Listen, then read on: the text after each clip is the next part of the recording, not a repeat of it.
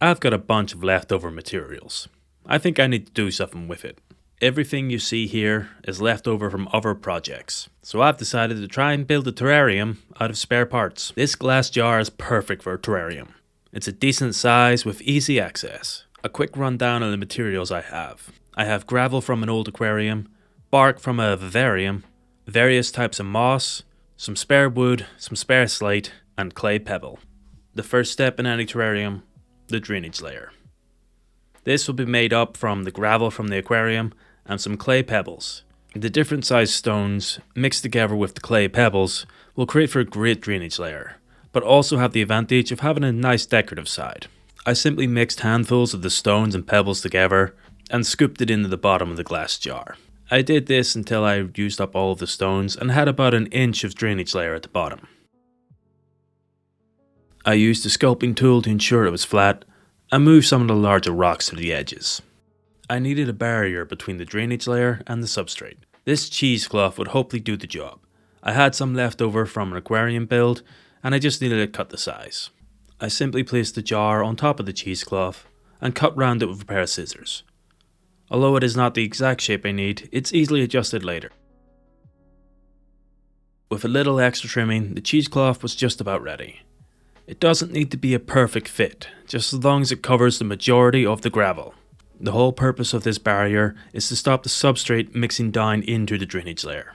With it cut the size, I placed it on top of the gravel and put it into position with the scaping tool. Again, perfect isn't required here. As long as it forms a solid barrier between the gravel and the substrate, that's all you need. And the substrate in question is going to be made up of a number of materials. I have some leftover soil from a recent batch of plants I purchased. It's already mixed through with some leftover roots and leaves, and although near impossible to see, there should be some springtails in there. To further add to this, I'm including some rainforest terrarium substrate.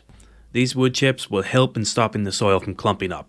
Furthermore, to increase the drainage, I added some more clay pebbles, and then moved on to some sphagnum moss. This sphagnum moss is still dry, so I just tore it up into smaller pieces and mixed it thoroughly in amongst the soil. These four ingredients together should create a really good substrate to sustain any sort of life within the terrarium. And then it's just a matter of placing the substrate on top of the cheesecloth. I didn't have to worry about getting it perfectly level at this stage, just wanted to make sure I had enough in there. To fix the issue of the cheesecloth being so visible, I once again turned to my scaping tool. I pushed the soil down and leveraged the cheesecloth back until it was no longer visible. I repeated this process around the terrarium until all the cheesecloth was finally hidden. I then finished it off by just making sure the soil was pretty level. I didn't need to do too much work here, just move it around a little bit until there was no large clumps. Now I move on to the main part of the terrarium, the hardscape. For this I had some extra driftwood and some broken up slate stone. With the driftwood being the largest piece, this was going to be the focal point for the terrarium. I placed it in first and found it just fit into the terrarium. Almost a perfect fit. I also thought the shape was just about perfect. The angle gave it a good height, making use of the terrarium space, while the bottom of it had this almost natural looking hollow. I then moved on to placing the slate rocks. I wanted the rocks to accent the tree, not overpower it, so I chose to only use a few small pieces. I built up two piles, one on each side of the tree. With only using a couple pieces on each side, I thought it worked really well, creating just natural looking rock piles. Already the terrarium was taking shape. It amazes me with even just how a few simple materials you can create a really interesting scene. But truly no terrarium is fully complete without some sort of plant. And for that, I'm turning to moss. I have a lot of moss left over from other projects, and I think it works really well in terrariums. I have 3 different types of moss to use: Krause's club moss, swan neck's thyme moss, and sphagnum moss. To prepare them, I simply soak them in some water to rehydrate and help clean off any dirt that may be attached, although that's not necessarily needed for a terrarium like this. The thyme moss I had was a great fit for between the 2 rocks. It fit so well that it almost looked like it grew there naturally. I simply laid it down and used the tweezers to make sure it fits snug. The 2 pieces combined seemed to create an almost natural looking path leading between the rocks right up to the hollow of the tree. I placed a few smaller pieces amongst the rocks to help break up the grey. For the sphagnum moss, I decided I was going to plant it around the edges of the tree. It would help cover up any of the gaps at the edges of the tree where it meets the soil and the glass. The height of the moss also helped with the natural rise from the front to the back that the terrarium has going on. I decided to add the club moss into the hollow of the tree itself. I liked the idea that life is starting to regrow on the tree, starting out from the hollow and reaching upwards, and these thin strands of club moss I thought were perfect for that. With a few additional pieces of thyme moss just to help with the blend between the rocks and the moss, it was just about done.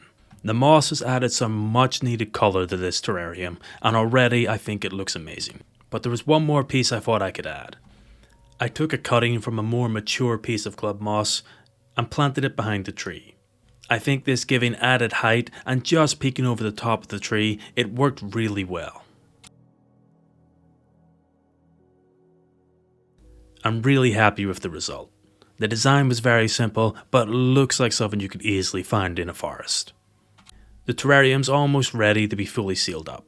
Just a few more steps before we make a lid. I sprayed it down with some water to ensure there was adequate hydration, and then wiped down the sides with a piece of cloth, removing as much dirt and debris as I can.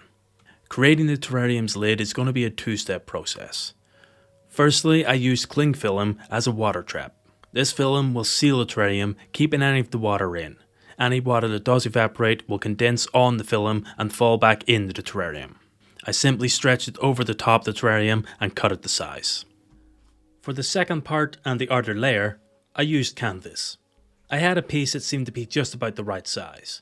I soaked it in water before trying to place it on top to try and loosen up the threads. Once it was in place, I secured it down using string. This string is nothing more than just regular parcel string. I tied it round the outside, pulled it as taut as I could, and secured it with a knot. I repeated the process just to make sure it was extra secure. Then, with a pair of scissors, cut off the excess string and trimmed the canvas for a better fit.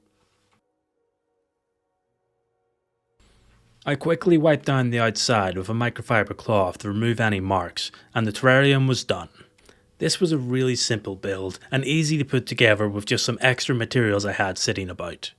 I don't know about you, but I always overestimate exactly what I need when I'm building a project, so I always have spare bits and pieces lying about.